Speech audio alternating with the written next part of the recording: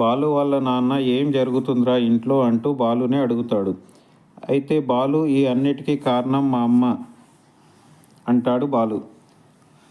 అయితే డబ్బుడమ్మ వాళ్ళ అమ్మకు చెప్పింది, ఆమె మీనాను వచ్చి తిట్టింది అని చెప్తాడు బాలు. ఆ తర్వాత జరిగిన స్టోరీ అంతా వాళ్ళ నాన్నకి వివరిస్తాడు. అయితే మనం వెళ్ళి రవి శృతిలతో గొడవ పడదాం పదండి అంటుంది మీనా. గొడవెందుకు గొడవ? గొడవ అంటే గొడవ కాదు, గొడవ లాంటి గొడవ అంటుంది మీనా. భలే కామెడీగా గొడవ పడతారు బాలు, రవి, శృతి, మీనాలు. ఇలా కామెడీ గొడవ జరుగుతుంది. నాన్న ఓహో అంతేనా అని అంటాడు. నేనెందుకు గొడవ పడతాను నాన్న రవి డబ్బుడమ్మలతో అంటాడు బాలు. అన్నదమ్ములు కోడళ్ళు గొడవ పడుతుంటే చూసి ఆనందపడే జీవి ఏదన్నా ఉంది అంటే అది మీ అమ్మ ఒక్కతేరా అంటాడు బాలు వాళ్ళ నాన్న. నాకెప్పుడో తెలుసు నాన్న అంటాడు బాలు. ఏం చేస్తున్నావు శృతి? అవును రవి, మనం గొడవ పడ్డాం కదా, అది మీ అమ్మ నమ్మిందా? నమ్మింది.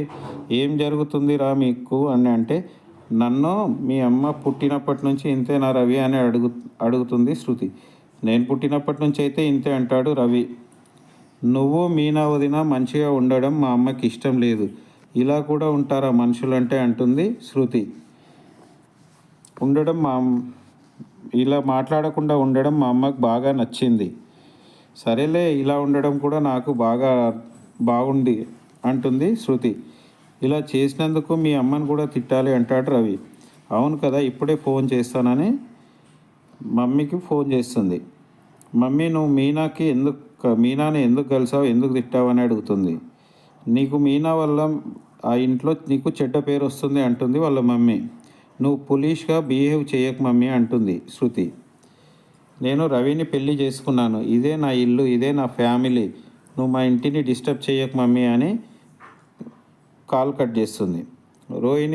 ఆ తర్వాత రోహిణి వాళ్ళ మమ్మీకి హాస్పిటల్లో ట్రీట్మెంట్ జరుగుతూ ఉంటుంది. కన్న కూతురు బతికి ఉండగానే సుగుణమ్మకి కష్టాలేంటో అని ఆ పక్క వాళ్ళు మాట్లాడుకుంటారు. చింటూ అయితే అమ్మమ్మ లే అమ్మమ్మ అని ఏడుస్తుంటాడు. డాక్టర్ పేషెంట్ని అబ్జర్వేషన్లో ఉంచండి, ఈవినింగ్ వచ్చి నేను రిపోర్ట్స్ చూస్తాను అని వెళ్ళిపోతారు. ఆ తర్వాత రోహిణి వచ్చి అడుగుతుంది, సుగుణమ్మ అని ఇక్కడ ఎవరైనా అడ్మిట్ అయ్యారా అంటే అయ్యారు మేడం అంటారు అక్కడ రిసీవింగ్ కౌంటర్లో.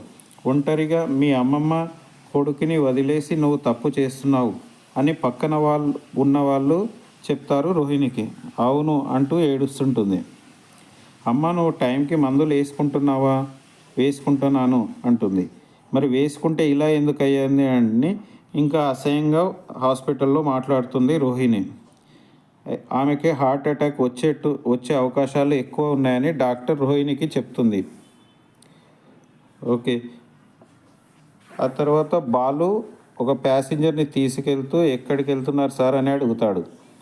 ఇంకెక్కడికి వెళ్తున్నాను, నా గొంతు కోయడానికి తీసుకెళ్తున్నారు అంటాడు ప్యాసింజర్. పెళ్లి కూతుర్ని చూడడానికి వెళ్తున్నాను అంటాడు. పెళ్ళి చేసుకున్నాక గొడవలు జరుగుతాయి కదా అంటాడు. మీకు పెళ్ళి అయిందా అండి అని అడిగితే అవును సార్ అయ్యింది అంటాడు.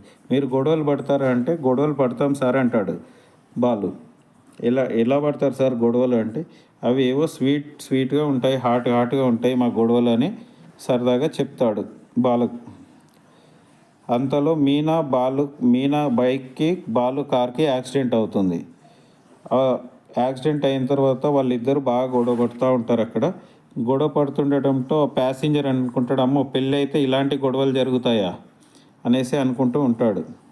అంతలో ట్రాఫిక్ పోలీస్ వచ్చి బాలుకు చాలన్ వేస్తాడు, మీనాకు చాలన్ వేస్తాడు. అంతలో మనోజ్ రోహిణికి కాల్ చేస్తాడు. ఎక్కడున్నావు రోహిణి అంటాడు.